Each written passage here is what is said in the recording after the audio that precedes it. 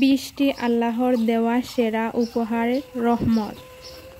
অনেক মানুষ বৃষ্টিকে ভয় পায়, কিন্তু বৃষ্টি হলো আল্লাহর দেওয়া অপরূপ রহমত। বৃষ্টি যদি না হতো তাহলে আমরা কখনো সূর্যের প্রতি কৃতজ্ঞতা প্রকাশ করার সুযোগ পেতাম না। বৃষ্টি মানে কারো কাছে হাজারো বিলাসিতা, আবার বৃষ্টি মানে কারো কাছে খুব ভয়াবহ সর্বনাশ। হে আল্লাহ, বন্যার পানি থেকে আমাদের সবাইকে হেফাজত করুন, আমিন।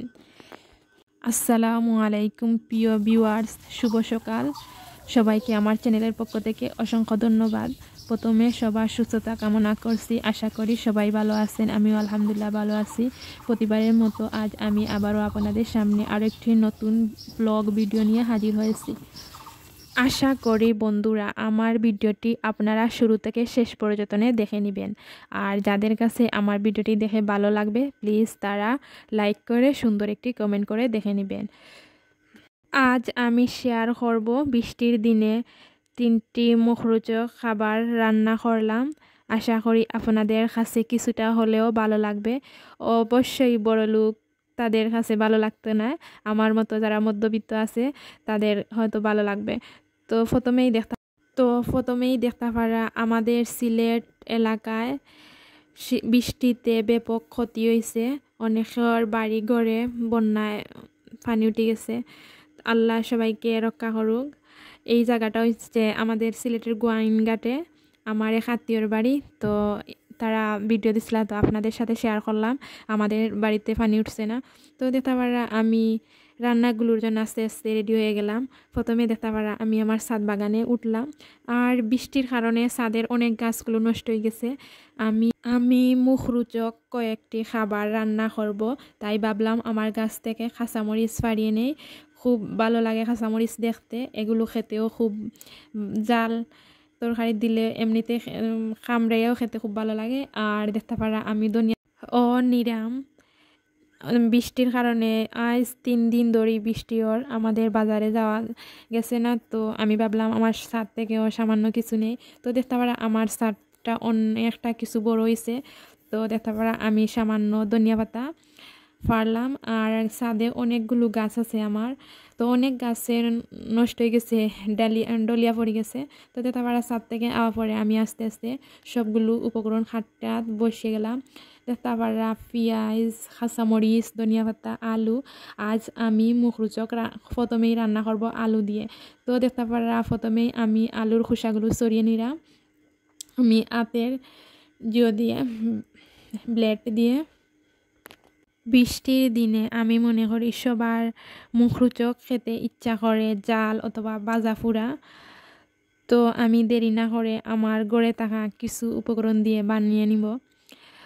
আশা করি আপনাদের কাছে হয়তো ভালো লাগতো না। তো আমরা গরিব মানুষের কাছে একটাই হলো মুখরোচক খাবার, হয়তো অনেকের কাছে এটা সামান্য হতে পারে।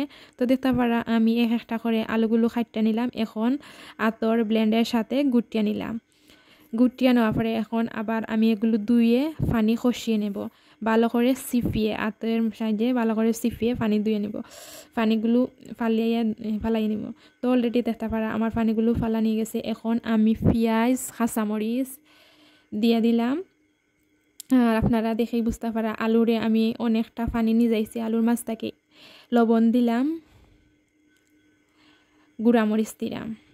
আমি কাঁচামরিচ বেশি দিছি তাই গুঁড়ামরিচ কম দিলাম।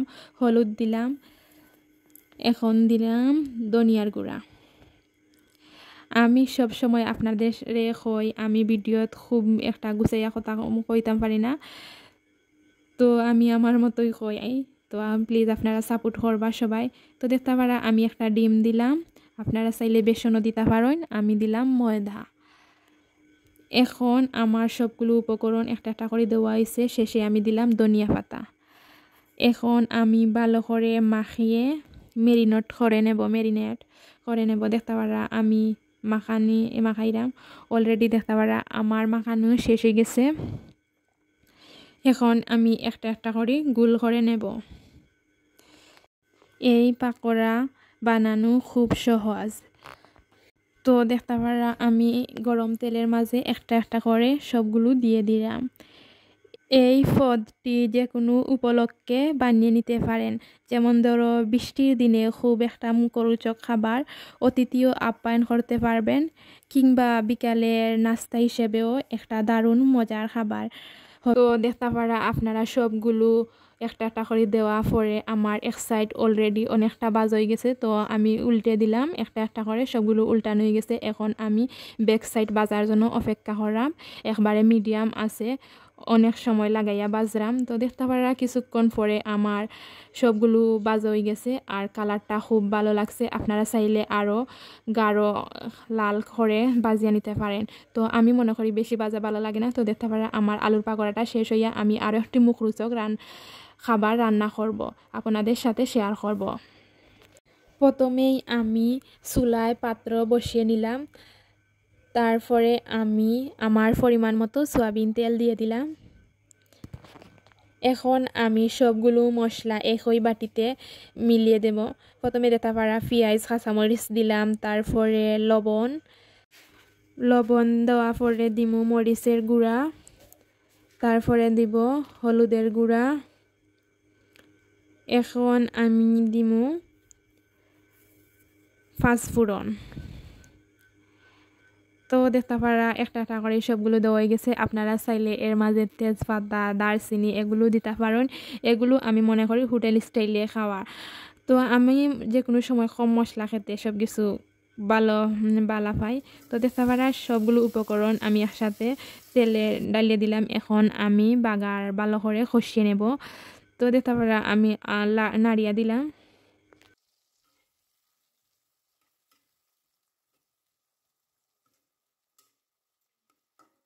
বৃষ্টির দিন হয়তো আমারও মন চায় ভালো ভালো কিছু খেতে, তো আমার সামর্থ্য অনুযায়ী যা আছে তা খাওয়ার চেষ্টা করি। তো দেখতে পারলাম আমি এক চামচ আদা দিলাম, তারপরে ডাকনা দিয়ে ডেকে দিলাম। এখন আমি বাগার খসানোর জন্য অপেক্ষা করলাম।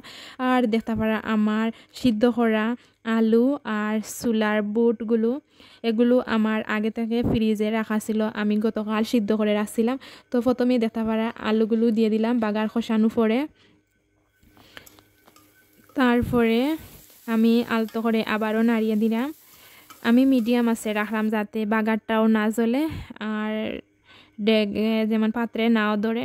তো দেখতে পারা আমি আলুগুলো নাড়িয়ে দেওয়া পরে আমি চুলার বুটগুলো দিয়ে দিলাম। আমাদের সিলেটি ভাষায় বলা হয় চুলাকে সানা, আপনাদের আঞ্চলিক ভাষায় কি বলা হয় প্লিজ আমার ভিডিওটি যদি কারো পুরো দেখেন প্লিজ আমার ভিডিওটার রিপ্লাই দিবেন আপনাদের আঞ্চলিক ভাষায় কি বলা হয়। তো তারপরে দেখতে পারা সবগুলো জিও করিয়া দেওয়া পরে 5 মিনিট আমি দমে রাখা পরে আমার সানার রেসিপিটা পারফেক্ট হয়ে গেছে। এখন আমি পরিশেষে ধনিয়া পাতা দিয়ে দিলাম। আমার ভিডিও করার মাতার মাঝে অনেক সময় আমার আঞ্চলিক ভাষা হয়, তো আমি শুদ্ধ ভাষা আসলে মাত্তামও পারি না, আমার আঞ্চলিক ভাষার চেষ্টা করি, তো দুইটা মিলিয়েও আমার মাঝে হয়। তো দেখতে পারা পরিশেষে আমি আগুনও ফরিয়ে দিলাম। আমার চুলার বুটটা পারফেক্ট হয়ে গেছে। আশা করি আপনাদের কাছে আমার চুলার বুটের কালারটা দেখেও ভালো লাগছে, খেতেও খুব ভালো লাগবে। তারপরে আমি খিচুড়ির জন্য বসিয়ে নিলাম। প্রথমে আমি চাল ডাল এবং আলুগুলো ধুয়ে রাখলাম, তারপরে তেজপাতা পেঁয়াজগুলো দিয়ে দিলাম, তারপরে আমি সামান্য পানি দিয়ে দেব। আজ আমি বুনা খিচুড়ি রান্না করবো, এর মানে না আমি মাংস দিয়ে বুনা খিচুড়ি রান্না করবো। তারপরে দেখতে পারা হলুদ দিলাম, তারপরে 1 চামচ আদা দিলাম। যে কোনো কিছুর খিচুড়ি রান্না করতে হলে আদা দেওয়া লাগে, মাস্ট বি।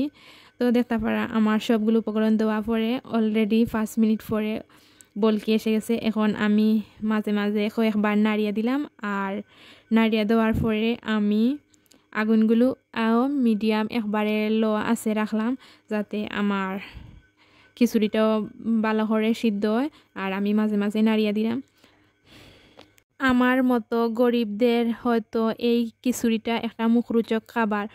তো পরিশেষে দেখতে পারা অনেকক্ষণ আমার খিচুড়িটা পুরোপুরি সিদ্ধ হওয়ার পরে আমি আমার পরিমাণ মতো লবণ দিলাম, তারপরে দিয়ে দিলাম ডালডা, আপনাদের বাসায় কি বলা হয়, আমি দিয়ে দিলাম ডালডা। আপনারা চাইলে এর মাঝে তেল দিতে পারেন, এক্সট্রা করে পেঁয়াজগুলো বাজিয়া তেল আর পেঁয়াজ দিয়ে দিতে পারেন। তো আমি দিয়ে দিলাম ডালডা দেওয়া পরে ডালডা গলার জন্য আমি হালকা করে নাড়িয়ে নেব।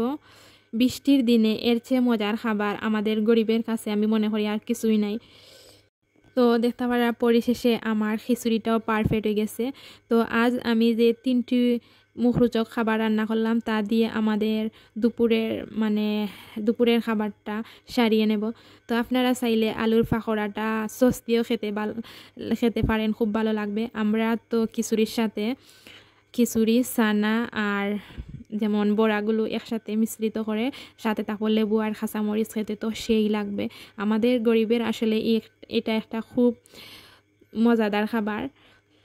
বড় লোকরা হয়তো তারা পছন্দ নাও করতে পারে, কারণ তাদের বৃষ্টির দিনে বুনা খিচুড়ি মানে গরুর মাংসের অথবা মুরগির মাংসের খিচুড়ি। আর আমাদের গরিবের এই সাধারণ ডাল আলু দিয়ে বানিয়ে নিলাম খুব সহজে ঝটপট খিচুড়ি। আশা করি সবার কাছে ভালো লাগবে। পরিশেষে আমরা গরম গরম দুপুরে খাবারের জন্য পরিবেশন করব। তো এতক্ষণ যারা আমার সাথে ছিলেন তাদেরকে আমার চ্যানেলের পক্ষ থেকে অসংখ্য ধন্যবাদ জানিয়ে আজকের মতো এখানে বিদায় নিলাম। সবাই ভালো থাকুক, সুস্থ থাকুক এই কামনা করি। খুদা হাফেজ।